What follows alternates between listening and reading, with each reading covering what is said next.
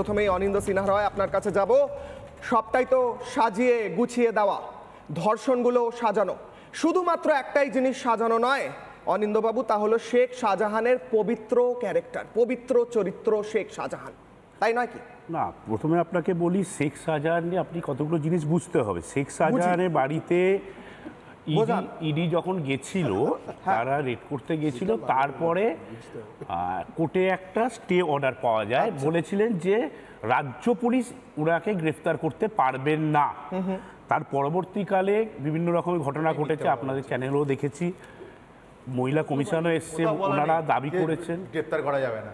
আপনি জানেন না, না জেনে উত্তর নেব, বলুন আপনি বলুন। না জানার কিছু আমার করার নেই, না জানতেই পারেন। তার পরবর্তীকালে শেখ শাহজাহানকে গ্রেফতার করা যাবে না এমনটা আদালত বলে দিয়েছে, তাই গ্রেফতার হচ্ছে না, তাই পুলিশ গ্রেফতার করতে পারছে না। না না, আমার শেষ করতে হবে। ক্যামেরার দিকে তাকিয়ে বলুন, আপনি বলবেন, আমি বলবো। আপনি যখন আমাকে জিজ্ঞাসা করেছেন, তাহলে আমি উত্তর বলুন। বলুন। শেখ শাহজাহানের ব্যাপারে হাইকোর্ট বলেছিলেন, স্টে অর্ডার দিয়েছিলেন, রাজ্য পুলিশ উনাকে গ্রেফতার করতে পারবেন না। ওই কোনো রকম স্টে অর্ডার নেই, আমি আবার বলছি, মিথ্যা কথা বলবেন না।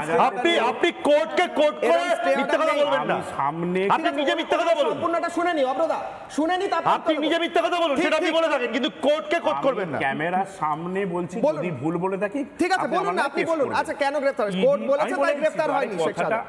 এখন যখনই আমি বলতে শুরু করছি, উনি আটকাচ্ছেন, তারপরে আপনি আটকাচ্ছেন, তাহলে বলুন। ওই ইডির কেসটার ব্যাপারে তখন স্টে অর্ডার হয়েছিল। তার পরবর্তীকালে বিভিন্ন ঘটনা ঘটেছে এবং বিভিন্ন ঘটনার পরে বিভিন্ন কমিশনের লোকেরা এসছে এবং তারা দাবি করেছে তাদের কাছে নাকি অনেক অভিযোগ এসছে। আদালতের ওই নির্দেশটা ছিল ইডি অফিসারদের উপর যে হামলা হয়েছিল, রক্তাক্ত হয়েছিল, তার উপরে তা আপনি যেটা বলছেন সেটা নির্দেশ ছিল না। তারপর সেখানের মহিলারা বেরিয়ে এসে বলে শেখ শাহজাহান এবং তার লোকেরা আমাদের উপর গণধর্ষণ করে, আমাদের শিশুদের উঠিয়ে নিয়ে যায়, আমাদের রাত্রিবেলা তুলে নিয়ে যায়। সেই অভিযোগের ভিত্তিতে আজ অব্দি কোনো স্টে অর্ডার এসেছে? এবার বলি, সেই অভিযোগের ভিত্তিতে আমি বলিনি, আমি কথাটা শেষ করতে দিন। এবং বিভিন্ন কমিশনে গেছিলেন, তারা বলেছিলেন যে অনেক অভিযোগ পাওয়া গেছে। আমি চাই ওই কমিশনে যারা অভিযোগগুলো পেয়েছেন তারা পুলিশকে দিক এবং এফআইআর করুক, তারপরে তো কথা হবে। এখন সমস্যাটা কি জানেন তো? কটা এফআইআর আছে জানেন? না, আমি তো আপনাকে বলছি, আপনি জানেন? আপনি জানেন আপনি জানেন শেখ শাহজাহানের নামে কজন মহিলা অন ক্যামেরা গোটা বিশ্বের জন্য শেখ শাহজাহানের লোক, শেখ শাহজাহানের মানুষ, শেখ শাহজাহানের সামনেরা এবং শেখ শাহজাহান আমাদের উপর দিনের পর দিন অত্যাচার করেছে। আমাদের কাছে রেকর্ড আছে। আপনাদের পুলিশ কেন স্বতঃপ্রণোদিতভাবে গ্রেফতার করতে পারে না? কেন এফআইআর অপেক্ষা করবে? আরে চিৎকার করলে হবে না, শুনুন। শেখ শাহজাহানের নামে আপনাদের ক্যামেরা সামনে করেছে এবং শুনেছি কমিশনের কাছ থেকে অনেক নাকি অভিযোগ করেছি। আমি চাই কমিশন বা যারা হোক তারা গিয়ে ওইটাকে এফআইআর করুক। বুঝলাম, উত্তর দিন। দেখুন, আজকে তৃণমূলের দুই মন্ত্রী গেছেন। আমি তৃণমূলেরই বলছি, কারণ রাজ্য সরকার তো নয়, এটা তো তৃণমূলের সরকার। Of Trinamool, by Trinamool, for Trinamool. তো সেই of Trinamool, by Trinamool, for তৃণমূলের দুই মন্ত্রী গেছেন। তাদের মাথায় ওই ফুল ছোড়া হয়েছে তারা মানুষকে ফুল করবেন বলে। তারা গিয়ে মানুষকে বলেছেন প্রথমে পাশে আছি। তা ভাই, এত 11 বছর কেটে গেছে, 12 বছর কেটে গেছে, পাশে কোথায় ছিলেন? আজকে আমরা শুনছি ডিজি সাহেব বলছে আপনারা অভিযোগ জানান, ব্যবস্থা নেওয়া হবে। আমি জানতে চাই, যখন আপনি যে প্রসঙ্গটা জিজ্ঞেস করলেন এফআইআর, আমি বলবো এখনো পর্যন্ত ধর্ষণের ধরে নিচ্ছি 0 এফআইআর। কেন জানেন অরিন্দবাবু? কারণ করতে দেওয়া হয়নি। এই ধর্ষিতারা, লাঞ্ছিতারা যখন থানায় গেছেন নিজেদের এই নিপীড়নের কথা বলতে, তখন বলা হয়েছে আবার চলে যাও শাহজাহানের কাছে, তিনিই তোমাদের ত্রাতা, তিনিই তোমাদের পিতা, তিনিই তোমাদের বন্দোবস্তকর্তা, তিনিই তোমাদের ত্রাণকর্তা।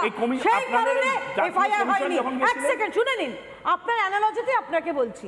এই গত এক সেকেন্ড শুনে নিন ভাই, শুনে নিন।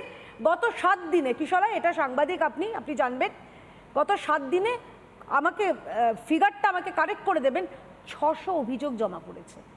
শুধু আজকেই 78টা অভিযোগ শুধুমাত্র একটা জায়গায়, 600 অভিযোগ জমা পড়েছে। কেন? কারণ শাহজাহান এখন নেই বলে।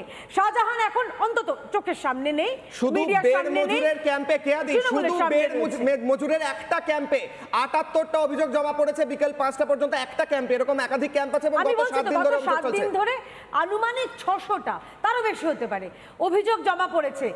আর তারপর তৃণমূলের এরা কি বলছেন, আজকে মন্ত্রীমশাই কি গিয়ে বললেন, আপনাদের শিখিয়ে পাঠানো হয়েছে।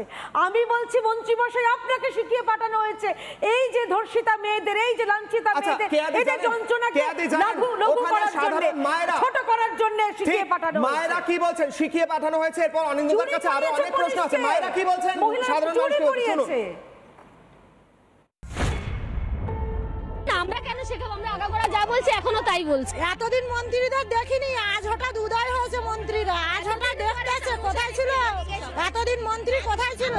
বললো যে তোমাদের জমি ফিরিয়ে দিলাম, আর তো কোনো কথা উত্তর দিল না। তা আমাদের যদি না নিরাপত্তা রাখে, তা আমরা জমির মাটি দিয়ে কামড়ে কামড়ে খাবো? হ্যাঁ, আমাদের কাছে নিরাপত্তা তো দরকার, তবে তো আমরা জমির মাটি কামড়ে খাবো। মন্ত্রী হয়ে এই কথা বলেন কি করে যে আমাদেরকে শিখিয়ে দিয়েছে? তাহলে উপরে বসে বসে এত কিছু কি দেখে? পার্থ বাবুকেই মনে হচ্ছে উপরের লোক শিখিয়ে পড়িয়ে আমাদের কাছে পাঠিয়েছে, যার জন্য উনি আমাদেরকে একটা পদে থাকা সত্ত্বেও বলতে পারেন যে আমরা এখানকার গ্রামবাসী, আমাদেরকে বলছে শিখিয়ে বলা হয়েছে। আমাদের কোনো অভিযোগ শোনা হয়নি, আমরা নিজেদের জন্য এসেছি। আজকে উনি আমাদের বলছেন আমাদের বাইরে থেকে শিখিয়ে পাঠিয়েছে। কারা শিখাবে? আমরা তো মহিলারা নিজেদের সম্মান নিয়ে লড়ছি। গায়ের পাতা ঘুমোতে পারছি না, খেতে পারছি না, কোনো নিরাপত্তা নেই আমাদের এখানে।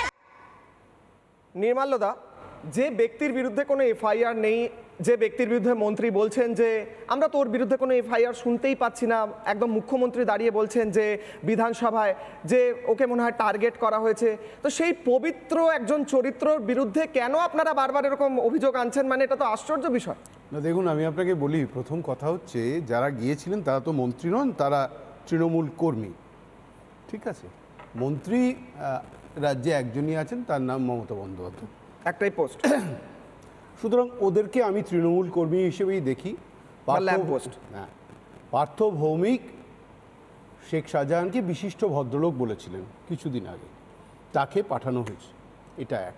দ্বিতীয় কথা হচ্ছে, আপনাকে একটা জিনিস বুঝতে হবে, রাজ্যের মানুষের এটা জানা দরকার যে সন্দেশখালিটিকে ডিল করার জন্য আজকে দুরকম বিষয় দাঁড়িয়েছে। একটা হচ্ছে দলীয়ভাবে, একটা প্রশাসনিকভাবে।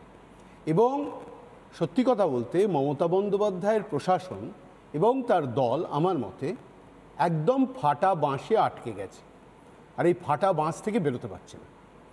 এখন যা অবস্থা ওখানে, ধরুন 13 বছর ধরে ওখানে যে অত্যাচার অবিচার হয়েছে, কতটা হাস্যকর হলে কেউ বলে যে 20 দিনের মধ্যে আমরা সব সমাধান করে দেব। 13 বছরের খারাপ জিনিস 20 দিনের মধ্যে সলভ করা যায়? আজকে যার ওখানে যাবার কথা তার নাম মমতা বন্দ্যোপাধ্যায়। এই ঘটনার পর থেকে আপনি দেখবেন একদম নিশ্চুপ। অ্যাসেম্বলিতে যা স্টেটমেন্ট দিয়েছিলেন তারপর থেকে একেবারে যাকে বলে স্পিকটি নট।